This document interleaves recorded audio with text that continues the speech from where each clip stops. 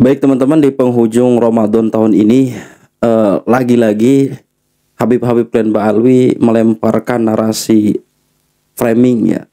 Narasi framing kemudian flying victim. Kali ini melalui lisan orang yang bergelar imam besar. Ya siapa lagi kalau bukan Rizik Syihab ya. Ini framingnya luar biasa. Kita simak dulu teman-teman.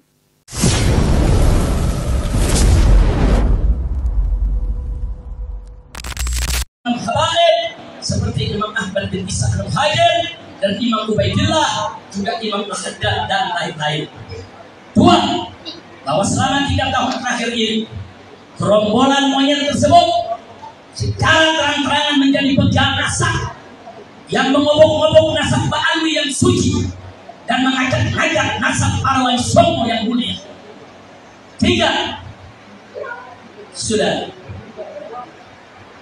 Yang ketiga, bahwa selama 3 tahun terakhir ini gerombolan monyet tersebut semakin nekat mengancam, sweeping dan bantai serta usir habaib maupun Baalwi, mempersekusi acara habaib, mengusir habaib, menyerang dan merusak makam-makam habaib.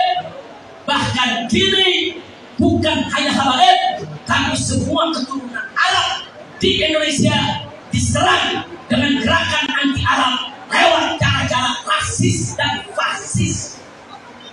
4, bahwa selama 3 tahun terakhir ini gerombolan mayat rasis dan fasis tersebut telah melakukan berbagai propaganda licik dan jahat untuk membelokkan sejarah Indonesia dengan menghapus semua peran dan jasa keturunan Arab.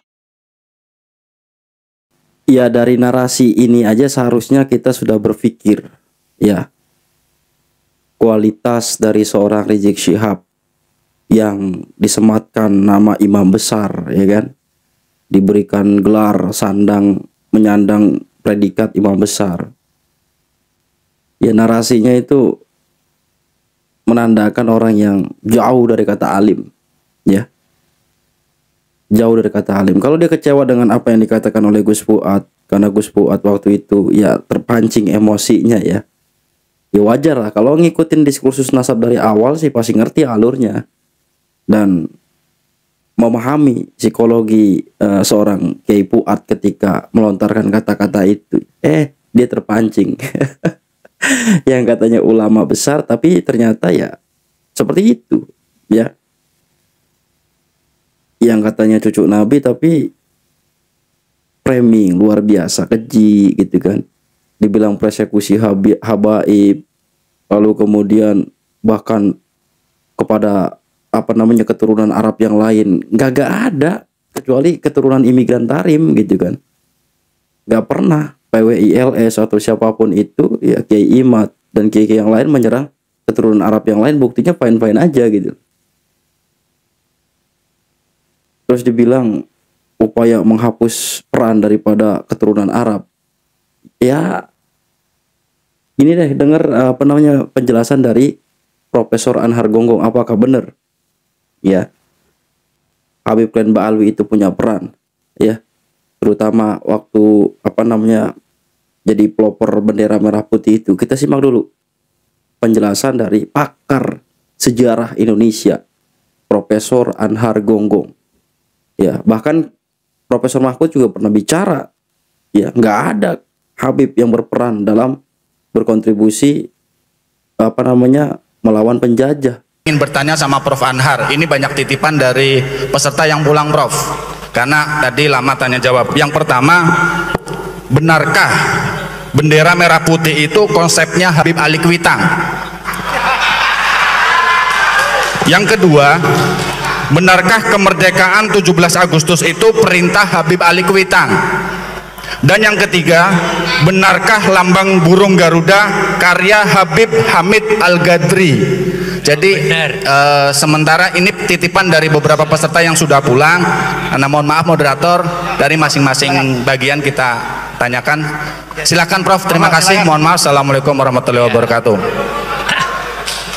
Monggo Profesor, langsung. Iya, eh, pertanyaan itu sebenarnya pertanyaan yang sederhana jawabnya.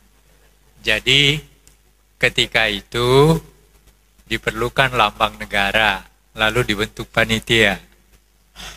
Panitianya, ketuanya Ki Hajar Dewantara. Lalu anggota panitianya ada Yamin, ada Sultan Hamid. Nah, lalu ada 2 dari sekian banyak bahannya masuk, 2 yang diterima, Sultan Hamid sama Yamin. Tapi kemudian setelah dilihat bahwa Yamin sedikit ada kecenderungan ke Jepangan, maka kemudian diterima Sultan Hamid.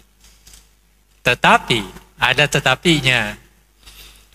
Diterima, tetapi begitu Bung Karno melihat, maka dia melihat berbagai hal yang kurang tepat. Maka dia panggil seorang seniman namanya Dullah. Lalu dia katakan, Dullah, perbaiki itu.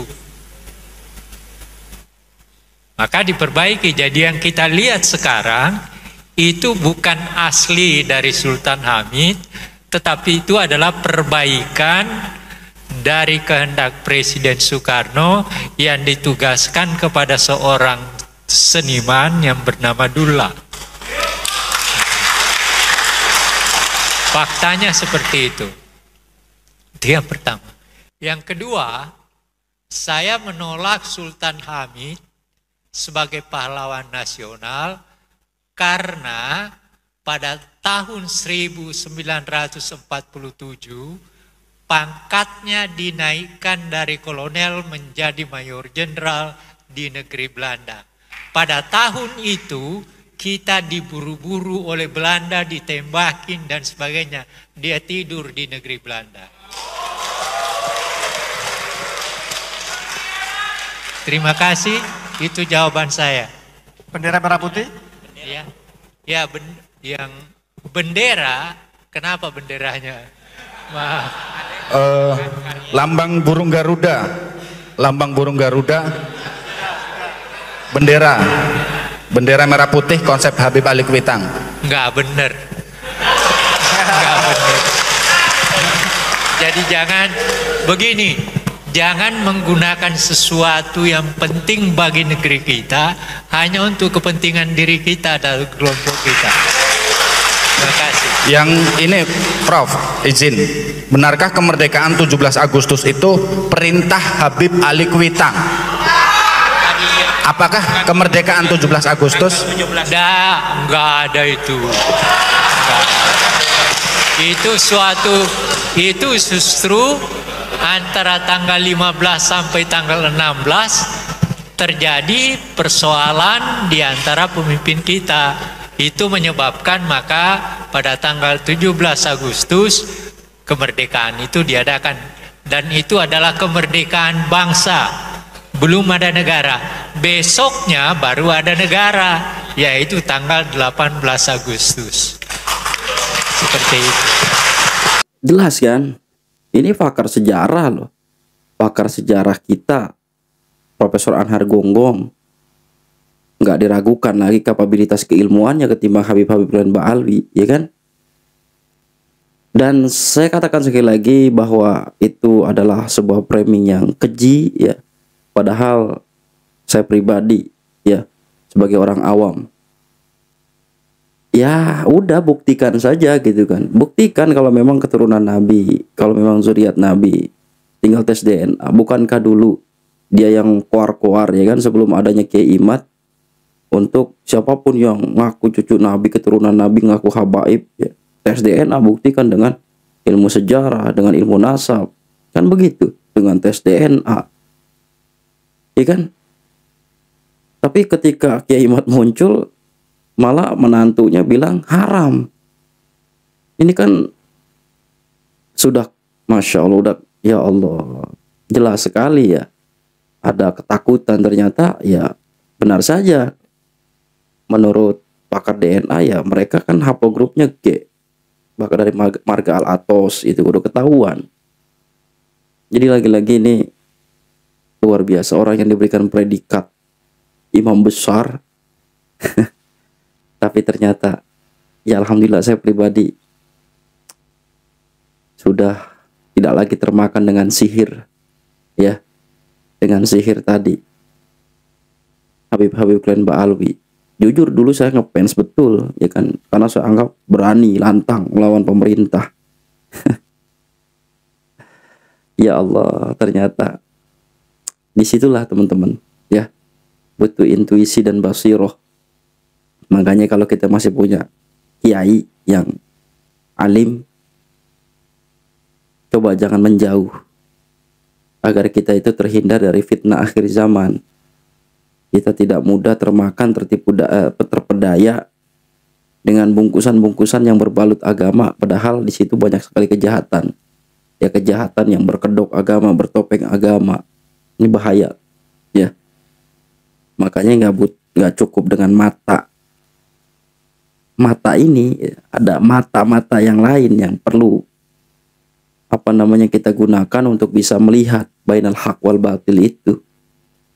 Ya, terus kita kawal ulama Nusantara yang mudah-mudahan segera direspon oleh kiai yang saat ini berada di barisan perjuangan wali songo laskar sabillah. Kita doakan, Allahumma sahil umurona fid dunya wal akhirah wa asil akibatana fi umuri kulliha. Ya Allah, mudahkanlah urusan para kiai-kiai kami, ulama-ulama Nusantara yang saat ini sedang berjuang menjaga marwah muruah agamamu dan juga marwah bangsa ini. Ya Allah, mudahkanlah segala urusan dunia dan akhiratnya. Ya Allah, Allahumma inna nas'aluka hubbaka wa hubba man yuhibbuka hubba rasulika hubba kulla amalin yuqarribuna ila hubbik. Hadanallahu wa iyyakum ajma'in. Assalamualaikum warahmatullahi wabarakatuh.